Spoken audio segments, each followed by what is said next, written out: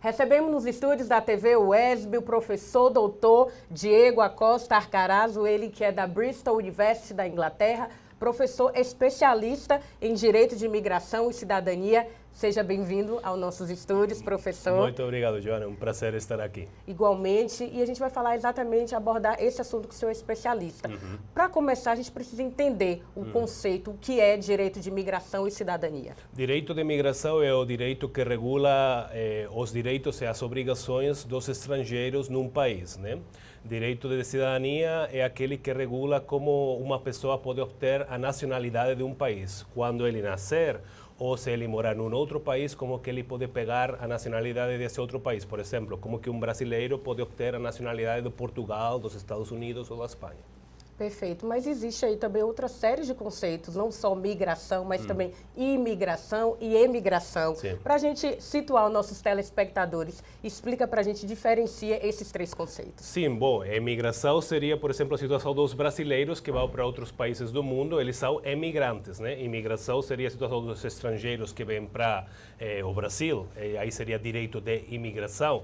Migrações, em geral, engloba os dois, engloba seja a pessoa que sai do país, seja a pessoa que entra no país, emigração ou imigração.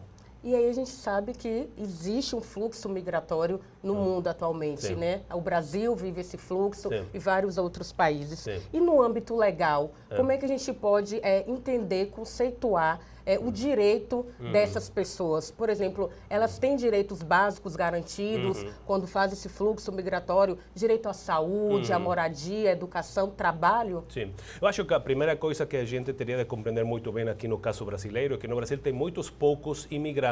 O Brasil tem menos de 1% da população que são estrangeiros. Então, um dos países do mundo que menos imigrantes tem, na verdade. O Brasil teve muita imigração no começo do século XX, mas depois, agora, nos momentos atuais, tem pouca imigração.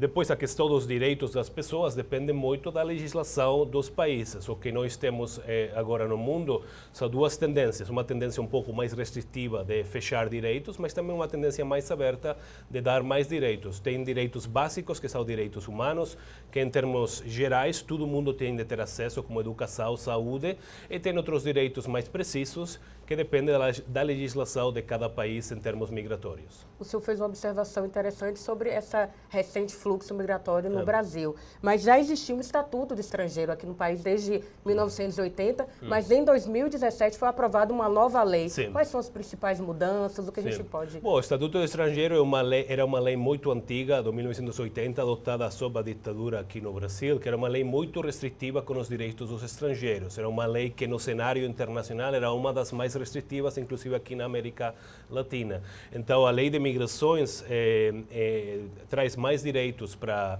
as pessoas estrangeiras que moram aqui, que eu acho que é uma questão muito importante, porque é uma das demandas também que o Brasil faz para os países onde moram brasileiros, né?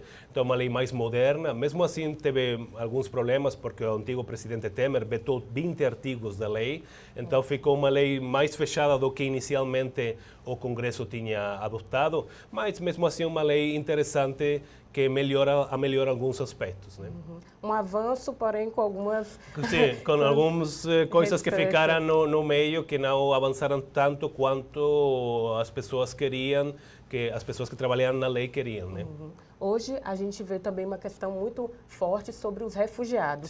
E aí é bom também entender a diferença entre refugiados e imigrantes. Bom, imigrante ou emigrante é alguém que sai do país por diversos motivos. Pode ser para estudar, para trabalhar, por motivos familiares, por motivos de querer conhecer outro país do mundo.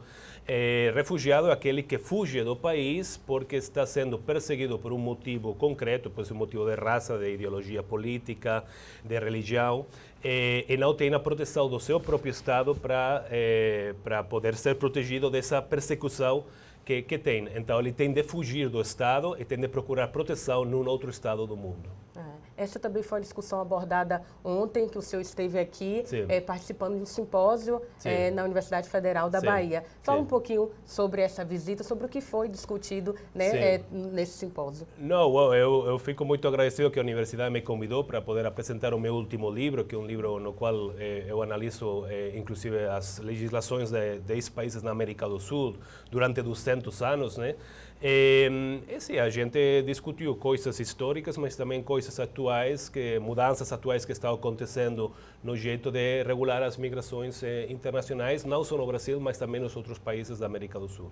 Então, de um modo geral, professor, é sempre importante estar debatendo, é um assunto que vai mudando também de acordo com o tempo. Sim. Então, é importante a gente sempre estar discutindo e falando sobre... Sim, é uma questão global que afeta os brasileiros lá fora e os estrangeiros aqui no Brasil, que afeta todos os países do mundo. Então, um desafio muito importante que precisa ser sempre debatido para procurar as melhores soluções. Professor Diego Acosta Arcarazo, muito obrigada pela sua participação no ESB Notícia, por todas as informações. Volte mais vezes ao nosso estúdio, à nossa universidade, à nossa cidade. Tá bom? Muito obrigado a você, Joana. Um prazer estar aqui. Agradeço. Obrigado. Joana Rocha para o ESB Notícias.